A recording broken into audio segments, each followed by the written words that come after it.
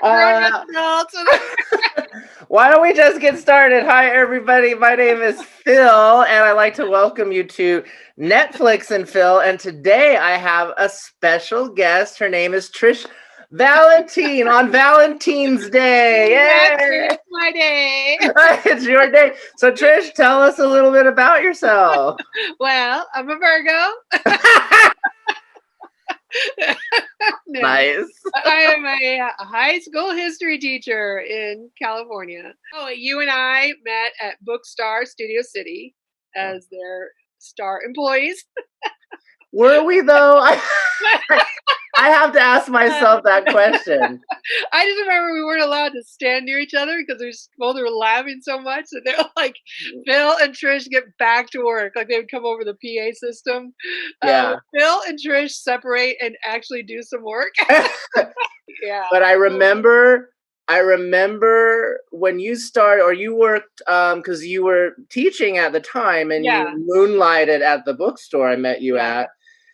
And I first sensed you, if you will. I think I was in the back of the store and shelving children's books or something, and all of a sudden I hear this squealing laughter at the front of and I was like, oh, who is this? I must know this person. And then we've been fast friends ever since. Exactly. Well, anyway, I want to thank you for coming on today.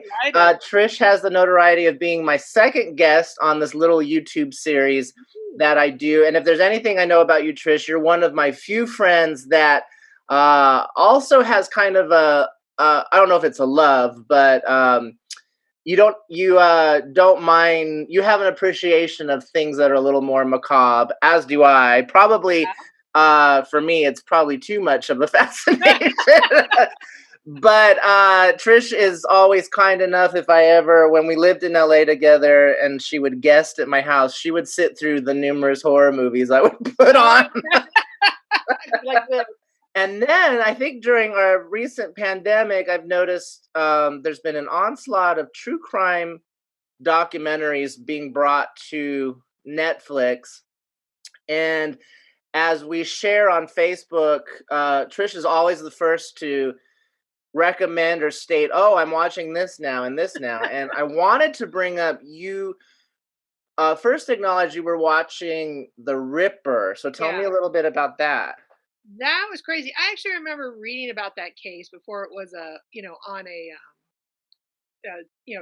show. But I just remember it's like moms that were dying and students and stuff like that. And then the police were like, maybe we're not, maybe we're a bunch of idiots. So I just remember being freaked out by it. And then when they caught him, it turns out he's just like this regular Joe that the neighbors, like the stereotype, the neighbors are like, oh, he's so quiet and so polite. And he has like a wife and kids and everything. And his violence was just so disturbing. It was so crazy. And just, that's I think what freaked me out. Also, I'm like an Anglophile. So anything with an English accent, I'm keen on. But, I just thought it was such an interesting story, the way it unfolded. Because I watched the first episode and then I was kind of like, but I noticed you were getting into it. So I decided to give it another go. And then I just watched it back to back to the very end. And it was intriguing and weird. And yes, you're right. They were dismissive of the victims at first. Right. Because they were, girls of the night or however you want to describe it. But yeah, it was very eerie in that it was kind of, they felt he was emulating Jack the Ripper of 100 years before, right? Yeah. And so it was very creepy and unusual. And I don't know if you checked it out, watched it's called Night Stalker, about Richard Ramirez during his killing spree in LA. Yeah. In the mid 80s, and that kind of just unraveled me.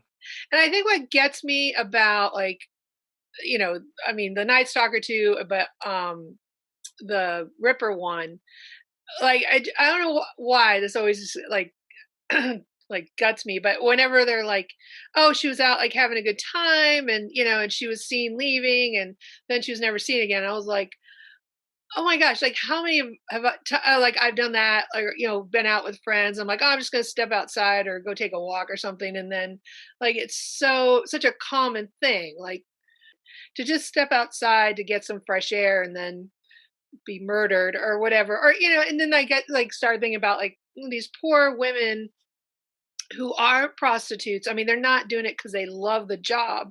It's they've been forced into that. And how scary it is to think that they get into a car with someone. They think about their kids and how could I have gotten into this situation? That kind of thing. That's what I don't know. It just like it gets me, and that, like you said, it lives in your brain. That It kind of does live in your brain. yeah. Well, which brings us to something that has lived in my brain, and I don't know when you were first I think the world was kind of introduced to it virally, but speaking of Netflix, there's a new true crime documentary that's been released, and Trish, help me with the title in case I forget it. It's Crime Scene: The Vanishing at the Cecil Hotel. Cecil. Yeah, Yeah, hotel. depending on who you ask, some pronounce it Cecil, some Cecil. I think Yeah, both are right. I heard about it the first time when it was in the news, and was it 2013? It was this poor English couple who had shown up, and they're like, "Oh, we came here on this package tour. We always wanted to see LA," and they were staying at the Hotel Cecil. First mistake, and then they're like, "Oh, and we were drinking the water and it was brown, and now we're going to need therapy for the rest of our lives." And then they found the girl. And all I could think about was that poor couple who are so psyched to come to LA and see movie stars and the beaches, and then they end up drinking water and then a rotting person in the water tank. I was just like, that was the news story, and that's what I think of. And Sadly. how disturbing. And the unique thing about this documentary is that they actually bring that British couple into the Right. documentary and get their feelings about the situation. Now, what is it? Yeah. 8 years later, is my math right? Yeah. And in fact, I just did a little review. It's coming up on the anniversary of the discovery of her body on Right. it was February 19th. Yeah. So this documentary is 4 episodes in length. I noticed it was, and you mentioned to me earlier before we recorded this, that I think the intention is to have a series of these documentaries titled Crime Scene. Yeah. What I thought was unusual it falls under the banner of Ron Howard and his producing Yeah. Brian Grazer, which I thought was unusual. Thoughts Yeah. about that, or? It is. It's really, you can see, I mean, once you know who's behind it, you get the sense of how well it's done. Like I thought it was really interesting because the focus of each episode was slightly different, but the tie-in was her disappearance. But it talks about the history of the hotel, and I've driven by that hotel, and I always thought, oh, that's kind of funky, quirky. That'd be kind of fun to stay in sometime. And now I wouldn't go near the place. But I like that they focus on that. And then the last episode is talking about the the conspiracy theorists, some of them sort of admitting that they took it too far. But yeah, the crime scene, I like it was not about her case as much as where it took place and the surrounding, the cast of characters around the scene rather than just her. And I'd like to dive in that a little bit. Cast of characters is right, because this documentary is populated with a lot of YouTubers Yeah. who theorize what happened to poor Elisa Lam, a student from Canada, who just happened to be, like you mentioned earlier, intoxicated about wanting to come to LA and see the glitz and glamour and kind of expose herself to that. And you mentioned and us being both of us former Angelinos, I wouldn't dare set foot in downtown LA. But that just but this documentary kind of proved a point that there are people, say, from the UK or Canada, who, and here's some parallels, they just got on a website that was advertising an all-inclusive package, and they're like, this is great, and at this price. Exactly. And then you get down there and recognize, oh, they're in the middle of Skid Row. Yeah. And I know, like, European cities, downtown is the best area. It's the outer parts that are not as nice, where it's opposite with American cities. It's usually the downtown is cruddy. And we know that because we're Americans. But a European who would see, or might even Google downtown LA, would be thinking that they're choosing the best area. And they don't know that American cities don't do that. We're kind of the opposite. That's an interesting point you make, because I know you've traveled abroad several times, and I didn't know that. I would have been none the wiser. So you can't kind of fault these individuals to. Oh yeah. And it could easily have been what prompted Elisa to stay there in the first place. She was just kind of unaware of where she was. So cue all the cast of characters around her. Not only is she surrounded by a community of homeless people, but they also introduce us to the investigative team, the manager of the hotel at the time, also a maintenance worker at the time, all people kind of integral in the offing, if you will, around the central character of Elisa Lam. Was there anybody that kind of stood out to you? Trish and her Wi-Fi problems. All right, I'll bring her back in. Okay, hi, we're back. We had some technical difficulties. Scary. As one should when reporting on the Cecil Hotel. So, Trish, my question for you is, any of the people in the documentary that you have thoughts about? I was intrigued. I mean, the English couple we already talked about, because seriously, I'd be like in a lunatic asylum if I went through what they did. But I thought the LAPD people, you know, they got ragged on a lot, but I thought they were good. And the poor little maintenance guy, you know, he was like under suspicion, but I loved the manager. I can't remember her name, but she was a trip. I mean, she's just so together. And I love like how she even answered the criticism when people said, you know, when Elisa Lam was in the lobby saying how crazy she was and no one did anything. And the manager's like, it's the Hotel Cecil. Like, this is just every day. Like that is our everyday experience. Is interesting because you kind of have to remind yourself the hotel is in the heart of Skid Row pretty much, and someone shouting in the middle of a lobby is not probably enough to get a police official out to the Cecil Hotel. What I appreciated about her is she was, you know, when you think manager of the Cecil Hotel, it probably draws up some images until you watch the documentary. And she's like, I don't know how to describe her, but it's like she just stepped out of an 80s sitcom. I know. What she said, like she got the job and she's like, she's never worked in a hotel before, but she's like, I'm going to wear the pearls. I'm going to wear the heels. And she did. She really came in there. I think she came in there with an agenda to like really, and she kind of did. She was trying to make it, you know, refresh the whole place, which is kind of what did happen before she left. And she lasted there a decade. And she mentions in the documentary she saw no less than 80 dead bodies at that hotel. I know, exactly. And that's, you know, I'm sure every hotel has a story of, you know, people have died for whatever reason in their place, but that seems excessively high.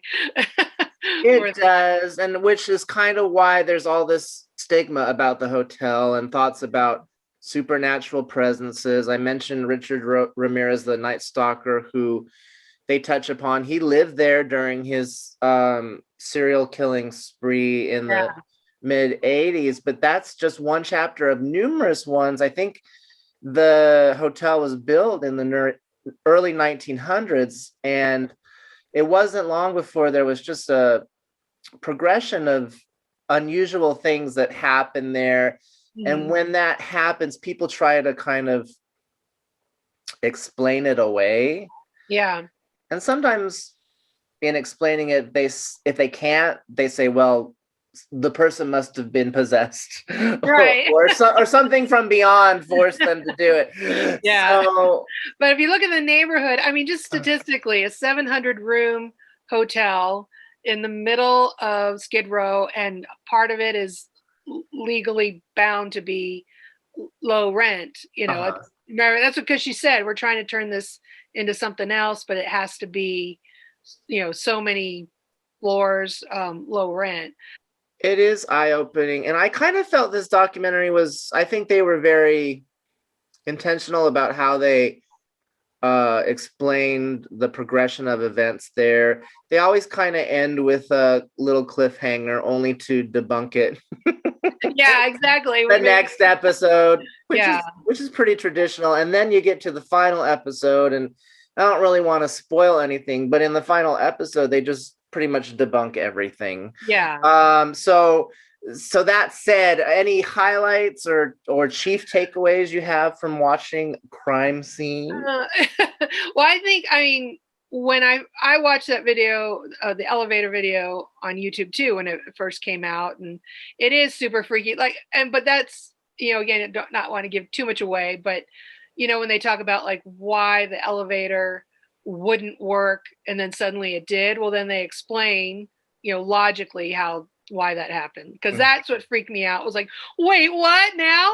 She leaves and then it closes. So they make sense of that. And what I thought was really cool, and I'm actually trying to think if I could use this with students, like about being critical thinkers, because just looking over the last year and how quick people are to put on the tinfoil hat and just run with a conspiracy, and just because 5 other people say the same thing, it's not fact, but it's presented as fact. So I like how they revisit it and they're like, okay, here's what you didn't know. And then you get even the most avid conspiracy theorists that they talk to saying, okay, now it makes sense. When you had these people, these web sleuths who are like, I'm thinking of nothing else except Elisa Lam. Like, I can't get over it. It's what I think about all the time. And I'm like, really? Like, maybe you need a hobby. Well, and you're right, and that's just it. Being YouTube web sleuths is their hobby, and maybe sometimes their job. And if there's any criticism that I've observed of this documentary, is that they pay so much, they give so much attention to the YouTube web sleuths. And granted, we all saw the police video footage or the closed circuit footage, and it was eerie. But like you said 5 people. We're living in a world where 500 people could say have a belief in a conspiracy, and then pretty soon it just gets adopted as truth. And what this documentary does is kind of whittle away at that. Yeah, which is good. And I felt bad for that musician. When you first, like, I thought, when he first started, they first introduced him. And then when they speak to him, I'm like, oh, poor guy, because nobody apologized to me. Like, I get death threats. They took away my YouTube. I mean, he was ruined. Well, and the interesting point, and this brings up a point in my mind, is that social media is a slippery slope. Yeah. And it's very easy to get attacked and bullied on there. But conversely, they focus a lot on Elisa Lam's social media. Yeah. And bring to light her challenges with depression and bipolar disorder. Right. Her blog is still live on Tumblr, I understand. Okay. And people still reference it and comment on it. I tried exploring it the other day, but it gives us insight into who she was. So I guess if there's anything, social media can be a way for people who are having challenges to connect. Right. Yet it can also be very divisive. I think about, like, her personally, that was another thing, I wish they could have talked more about it. I guess her family obviously didn't have any input with this. Like, I was just interested in her, and I totally got her. Like, the first episode, her naivete, her, her, like, I've been there. Like, traveling by myself, especially as in my like late 20s, early 30s, like I did some stupid stuff. And so, I stayed in some sketchy places too. And so that's kind of another thing that I get drawn into with these shows is empathy with, just like I got her like as soon as she started talking about wanting to see the world and feeling sheltered, and like I could instantly connected with her that way. So I would have liked to have heard more about her, outside of social media, but I guess well, and they did kind of peel back the layers in that this was a young girl who was obligated to check in with her parents like every day. Yeah. And they only allowed her to go on this trip if she promised to check in with them every day. Exactly. And I'm just like, my God. But caveat, I do that with my mother every day. And if I don't, she assumes I'm lying dead by the side of the road. And she and I have arguments about cutting the cord, It's just like, so I feel that pain myself, so I get it. I know. Well, any final thoughts? Thank you again for being my guest. I've had a lot of fun with Me too. I would recommend it. It is creepy, but it's also, if you're interested in local history, like I love hearing about LA, and so it's an excellent series. Just the way it's paced, the way it's produced. It's 2 thumbs up. I think it was really interesting. Thank you. And I would say, yes, it held my attention. It's rare that anything holds my attention nowadays. And if it's not your bag, we mentioned 2 other Netflix series in here, The Ripper and Night Stalker, which are all true crime documentaries. So if you didn't care for a crime scene, there are those as well. Yeah. So thank you, Trish, for being with me. Thanks for having me. This has been Netflix and Phil. We'll see you next time. Bye. Bye.